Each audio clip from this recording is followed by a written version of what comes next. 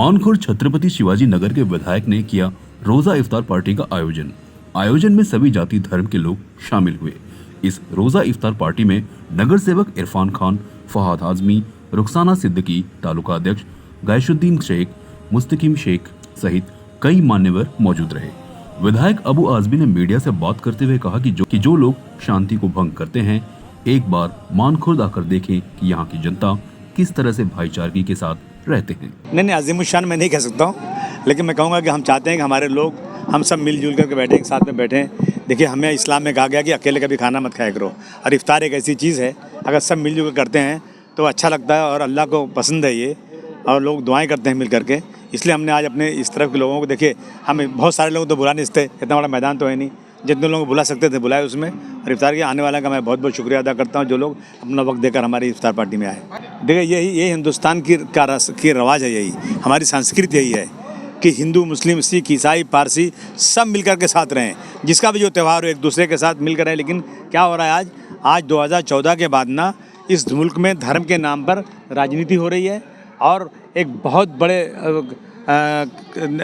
ख्याल वाले इंसान ने कहा था कि जो लोग राजनीति में धर्म को लाते हैं, समझो कि वो लोग जो है उनके गलत लोगों के हाथ में सत्ता है, और जो लोग सिर्फ डेवलपमेंट की बात करते हैं, समझो उनके हाथ में सत्ता सही लोगों के हाथ में है। हमारी सत्ता गलत लोगों के हाथ में है, जो आज सिर्फ और सिर्फ डिवाइड करना चाहते हैं। मैंने अभी आप देख रहे हैं चारों तरफ से आवाज़ उठ रही है जो है औरंगज़ेब रहमतुल्लाह के बारे में। हमने कोई ऐसी बात नहीं किया था। मैं पूछना चाहता हूँ, 300 साल पहले हो गया, आज तक कब्र क्यों नहीं खोदा उन लोगों ने?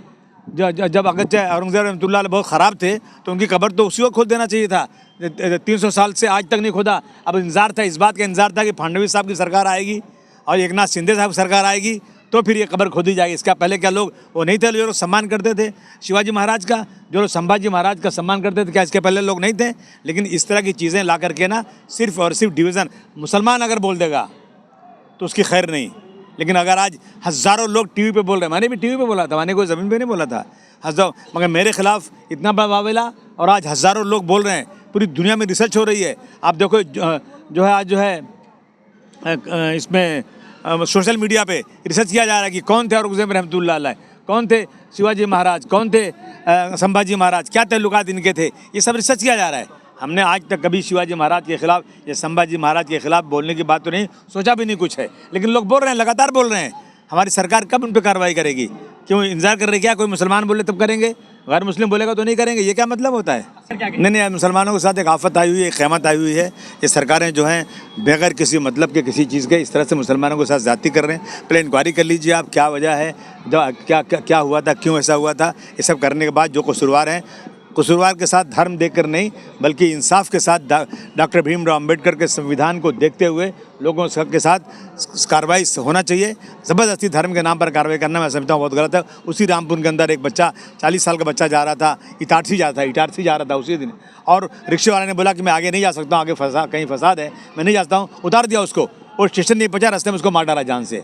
कोई पूछ रहा है उसको किसने मार डाला उसको? आज तक कोई बात करने को तैयार नहीं है। मुसलमानों की जान ऐसी हो गई जैसे लगता कि कोई उसका रखवाला नहीं। इसके पहले जो है कोकन के अंदर एक मुसलमान बच्चा, 14 साल के बच्चे को ये कह दिया गया कि ये जो है पाकिस्तान जिंदाबाद बोल रहा था। वो मैं मिला उससे, कभी उसने जिंदाबाद नहीं बोला। उसने कहा मैं हिंदुस्तान में रहता हूँ, हिंदुस्तान जिंदाबाद। लेकिन जानबूझ करके उसको बर्बाद कर दिया गया, उसके माँ बाप की प्रॉपर्टी ख़त्म कर दी गई, उसको वहाँ से निकाल दिया गया। वो आके कल्याण में घर ढूंढ रहा है, गरीब आदमी पैसे मांग रहा है लोगों से कि मैं अपनी ज़िंदगी कैसे बसरूं। ये इस देश में हालत है, महाराष्ट्र की हालत होती जा रही है। जिस तरह से निलंबित किया गया है, सेशन से जिस तरह से निलंबित किया गया है, कई लाख लोगों का प्रतिनिधित्व करे, लग रहा है कि जनता का अपमान किया गया मानखुर्द शिवाजी नगर। 5 लाख 10 लाख जनता का अपमान है मुझे निलंबन करना। मेरा निलंबन करने का कोई सवाल ही पैदा नहीं होता था।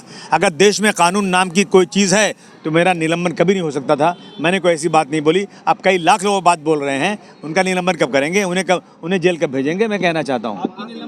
गैर संवैधानिक फैसला लिया गया है तो जैसी मूवी जो इतिहास अलग दिखा रहा है, कहीं ना कहीं लोगों में इसका नहीं, मैं कहना चाहता हूँ कि ऐसी मूवी को बिल्कुल बैन कर देना चाहिए, थिएटर में चलने नहीं देना चाहिए जो सच्चाई पर ना हो। जो मूवी सिर्फ और नफरत के लिए बनाई जाती हो, सोया हुआ है सेंसर बोर्ड वो जो चाहे पास कर दें। इसके पहले कश्मीर के पंडितों के बारे में हुआ, बिल्कुल सच्चाई नहीं, और हिंदू भाइयों को मुसलमानों के खिलाफ एक जो है नफरत पैदा कर दी गई। ये फिल्म छावा जो आई है ये भी वही कर रही है। सच्चाई नहीं दिखा रहे हैं। सच्चाई देखना है तो जितने हिस्टोरियन उनकी किताबें पढ़ो, उनको देखो, जो आज बोल रहे हैं गूगल में सर्च करो कि सच्चाई क्या है। सच्चाई ना करके ये सिर्फ और सिर्फ उनको वो अच्छा लगता है कि मुसलमानों को जितना भी परेशान करेंगे उतना मेरा वोट बढ़ेगा। तो ये रोज़ाना यही हो रहा है और कुछ नहीं। जो बातों को हिस्टोरियन ने हाँ, यही बात क्या लगता है मैं क्या चल रहा है? सिर्फ मैं मुसलमान हूँ इसलिए ऐसा हो रहा है और कोई वजह नहीं। नहीं, मैं क्या कह सकता हूँ, कोई मोहब्बत नहीं है, ये सिर्फ बेवकूफ़ बनाने की बात है। सिर्फ और सिर्फ ये लोग अपना वोट बैंक बनाने के लिए भारतवर्ष की हिस्ट्री को झुठला करके हमारे अच्छे हिंदू भाइयों के अंदर मुसलमानों के खिलाफ ऐसा वावेला खड़ा करके नफरत पैदा करके एक माहौल तक करें और इससे बहुत बड़ा भारतवर्ष का नुकसान होने वाला है। मैं ये कहता हूँ, ना तेरा है ना मेरा है, ये हिंदुस्तान सबका है। नहीं समझी गई बात तो नुकसान सबका है। सही बात है भाई, सही बात है। सागर से जो नदियाँ मिल गईं दिखलाई नहीं देती, महासागर बनाने में मगर एहसान सबका है। बिल्कुल, सबसे पहले तो हम हमारे एमएलए अबू हाशिम आज़मी से आपके बहुत शुक्रगुजार हैं। उन्होंने एक अफ्तारी की यहाँ प्रोग्राम रखा और खुशी की बात है कि सारे समाज के लोग एक साथ मिलकर हिंदू मुस्लिम की एकता भी यहाँ पर देखने को मिली और सबने भाईचारगी के साथ में अफ्तार की दावत की। और हमारा उद्देश्य यही कि हमारे गोंडी शिवाजी नगर में हमेशा अमन व अमान कायम रहे, भाईचारगी रहे, सब एक दूसरे के साथ मिलजुल के रहे। दिवाली का वक्त है तो हम इनके घर पर जाएँ, जब ईद का वक्त आए तो ये हमारे घर पर आए और जो गंगी जमनी जो तहजीब है वो कायम रहे। और हम दुआ करते हैं कि जो भी इसमें इस ईद के मौके पे परेशान हाल भाई रहेंगे तो सारे लोगों से गुजारिश करूंगा कि सब एक दूसरे के अड़ोस पड़ोस के लोगों देखें, ताकि ईद हर एक आदमी के घर पे खुशी से मनाई जाए, कोई भी इसमें महरूम ना रह पाए। अपमान हुआ है क्या? बिल्कुल, तानाशाह सरकार है। इस सरकार में तो लोग अपनी बात नहीं रख सकते, मगर इनके करने से कुछ भी नहीं होगा। अबू हाशिम आज़मी साहब एक शेर है और वो अपनी जो दहाड़ है वो हमेशा दहाड़ते रहेंगे, अपनी जो बात है वो लोगों तक रखते रहेंगे। और ऐसी कितनी सरकारें आती है जाती है, उससे कोई लेना देना नहीं है, मगर जो अपनी बात है, जो लोगों ने विश्वास करके चुन के दिया है, उनकी बात सदन में ज़रूर रखेंगे।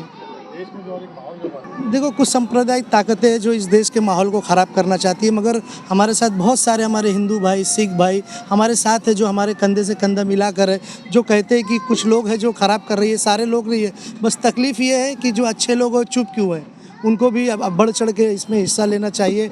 और मैं खास करके अपने हिंदू भाइयों से गुजारिश करूंगा, हम आपके भाई, हम इस देश के रहवासी हैं, हम सबको मिलकर जो गलत लोग हैं इनको खदेड़ भगाना और देश में सिर्फ अमन व अमान रहेगा, शांति रहेगी।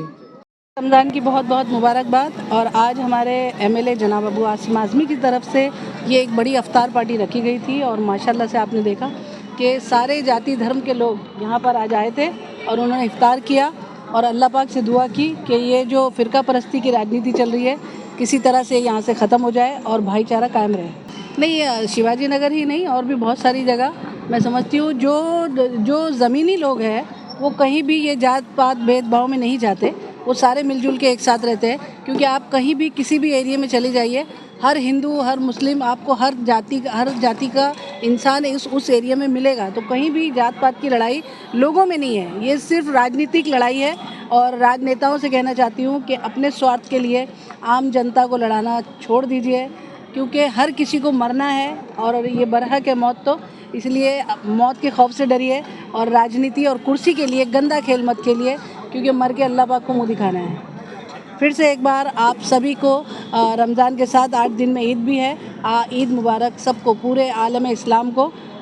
उम्मीद करती हूँ कि सबकी ईद अच्छी गई, रमज़ान अच्छा गया होगा और आने वाली ईद भी और बेहतर जाए। देखिए, पहले तो मैं सभी को रमज़ान की मुबारकबाद पेश करूँगा और ख़ास करके अफ्तार पार्टी का प्रोग्राम इसलिए रखा जाता है, गेट टुगेदर लोगों का मिलना हो जाता है और एक एकता का पैगाम देना रहता है। देखिए, अभी आपने देखे होंगे हमारे यहाँ के सभी पंडित लोग आए थे और जो देश के माहौल चल रहे हैं, अफ्तारी पार्टी या कहीं जागरण होता है, कहीं नवरात्रि का प्रोग्राम होता है, कहीं गणपति का प्रोग्राम होता है, हिंदू मुस्लिम हर कोई मिलके जाता है। तो ऐसे आज अफ्तारी प्रोग्राम अबू हाशिम आज़मी साहब ने रखा था, बहुत अच्छी अफ्तारी पार्टी, सभी जिम्मेदार आए थे गोंडी के। माशाल्लाह, देखिए यही एकता का पैगाम हमेशा गोंडी से अबू हाशिम आज़मी साहब की तरफ से जाता रहता है। यही पैगाम देने के लिए हमने अफ्तारी पार्टी रखा था। देखो, नफरत फैलाने वाले नफरत फैलाते रहेंगे, लेकिन जो सेकुलर लोग हैं और ख़ास करके जो जनता है वो नफरत नहीं फैला रही है। नफरत फैलाने वाले लोग कम हैं, लेकिन वो चिल्ला ज़्यादा रहे हैं। तो जो मोहब्बत वाले लोग हैं उनको भी शोर मचाना चाहिए, मोहब्बत का पैगाम देना चाहिए, लोगों के पास जाके मिल के जुल के बैठना चाहिए। और ख़ास करके जो बोल रहे हैं कि आज नफरत फैला रहे हैं, मैं हिंदू भाइयों को खास करके कहूँगा कि हिंदू भाई भी आगे आके मुस्लिम भाइयों का साथ दें, मुस्लिम भाई हिंदू भाइयों का साथ दें। ये पैगाम हम लोग पूरे हिंदुस्तान में देना चाहेंगे। नफरत फैला। अरे वो तो देख ही रहे हैं, लेकिन क्या कहें मालूम, अभी देखो मैं आपकी न्यूज़ के माध्यम से कुछ बोल दूंगा तो कुछ इशू ना बन जाए। देखिए कैसा मालूम, मुसलमान को बहुत कमज़ोर समझा जा रहा है, मुसलमान को बहुत ही लाचार समझा जा रहा है। मुसलमान अगर कुछ कह दे तो उसके ऊपर तुरंत केस होता है, तुरंत FIR होता है। लेकिन वही नीतीश राणे के जैसे लोग, मैं उनका नाम लेके कहूँगा, नीतीश राणे के जैसे लोग, आज पूरे हिंदुस्तान का माहौल तो ख़राब था, लेकिन महाराष्ट्र का माहौल बहुत अच्छा था। आज महाराष्ट्र का माहौल ख़राब करने का सबसे बड़ा अगर किसी का हाथ है तो नीतीश राणे का है। और नीतीश राणे को, इस सरकार को, देवेंद्र फडणवीस साहब को, अजित पवार साहब को, एक्स CM जो हमारे शिंदे साहब हैं, उनको उन पर एक्शन लेना चाहिए। उन पर मैं बोलता हूँ कि उनको BJP पार्टी से निकाल देना चाहिए, उनको मंत्री पद से हटा देना चाहिए, क्योंकि ये नफरत की बीज ये बो रहे हैं। दोहरा रवैया आज से नहीं, आज ये पिछले 15 साल से अपनाया जा रहा है। लेकिन महाराष्ट्र में ये नहीं था, लेकिन महाराष्ट्र में ये देखने मिल रहा है। देखिए नागपुर हिंसा में क्या हुआ, आज देखिए जो दूसरे समाज के लोग थे उनको 3-3 हज़ार जमानत में छोड़ दिया गया, लेकिन जो मुसलमान थे उनको अभी तक अंदर रखा गया है, अभी तक उनको अंदर रखा गया। नीतीश राणे बोलता है कि मस्जिद में घुस के मारेंगे, नमाज नहीं पढ़ने देंगे, उनके ऊपर कोई FIR नहीं होता, क्योंकि जिसकी सत्ता है, बोलते ना, जिसकी लाठी उसकी भैंस है, वही चल रहा है आज के समाज में। हम लोग यही चाहेंगे कि अल्लाह से दुआ करते हैं, देखिए जो उसमें दोषी हैं उसको सख्त से सख्त कार्रवाई होना चाहिए। अरे इनको, ये जाहिलों को ये नहीं मालूम कि औरंगजेब रहमतुल्लाह अलैह का फ़ोटो कौन सा था और बहादुर शाह जफ़र का फ़ोटो कौन सा था। ये ऐसे अंधभक्त हो चुके हैं, दाढ़ी टोपी वाला दिख जाए तो बस उनके नारे लगाना शुरू कर देते हैं, उनके बारे में बुरा भला कहना शुरू कर देते हैं। और ख़ास करके जो बॉलीवुड में जो मूवी बना रहे हैं, जैसे छावा जैसी मूवी बनी है, फिर अपना कश्मीर फाइल बनी है, केरला स्टोरी बनी है, ये सब एक प्रोपेगेंडा फैलाने के लिए मुसलमानों के बीच में, मुसलमानों के लिए, हिंदू भाइयों के दिलों में सिर्फ जहर घोलने के लिए सब मूवी बनाई जा रही है। तो ऐसी मूवियों को भी बैन किया जाए, जो सही हिस्ट्री है, जो सही चीज़ें हैं वो दिखाई जाए। पिछले 15 साल से टारगेट किया जा रहा है। पद्मावती से शुरुआत हुई थी, मैं आपको बता दे रहा हूँ आपके न्यूज़ के माध्यम से, पद्मावती मूवी से स्टार्ट हुई थी और ये छावा मूवी में देखो ख़त्म हुई। और भी कुछ मूवी निकालेंगे ये लोग, और भी कुछ बातें लेके आएंगे। हिंदू मुसलमान एक्चुअली देखो, एक हरी टोपी लगा देंगे किसी मुसलमान दाढ़ी वाले लोग को, और किसी को भगवा कलर पहना देंगे, और ये दिखाएंगे ये क्रूर शासक था, ये क्रूर लोग हैं, ये मुसलमान ऐसे होते हैं। ये एक दिलों में जहर बोया जा रहा है, दिलों में जहर बोया जा रहा है। अरे 101% चलता था। अच्छा मैं क्या बोल रहा हूँ, इनमें इतनी ताकत है, इतना ही सत्ता का पावर है ना। बाला साहब के साहबजादे उद्धव साहब ठाकरे ने क्या कहा, गद्दार को गद्दार नहीं कहेंगे तो क्या कहेंगे। उनके ऊपर जाइए ना, शिवसैनिक जो अपने आप को असली शिवसैनिक कहते हैं, उनका जाके घर तोड़िए ना, वो मज़ा चिखाएंगे। लेकिन किसी कमज़ोर तबके को जाके टारगेट करना, अरे मुसलमान तो ऐसी बेसहारा लाचार हो चुका है। मुसलमान के जितने कायद थे उनको भी ख़त्म कर दिया जा रहा है। आज़म खान साहब से लेके इरफान सोलंकी साहब से लेके जितने भी लोग थे, सबको, अबू हाशिम आज़मी साहब को भी टारगेट कर रहे हैं। देखिए जब तक इनकी सत्ता है, कब किसको जेल में उठा के डाल दे, कब किसको गुनहगार साबित कर दे, क्या मालूम। अल्लाह से दुआ है कि हम लोग हिंदुस्तान में हिंदू मुस्लिम भाई सब लोग मिल के रहें, ये हम लोग एकता का पैगाम देना चाहते हैं।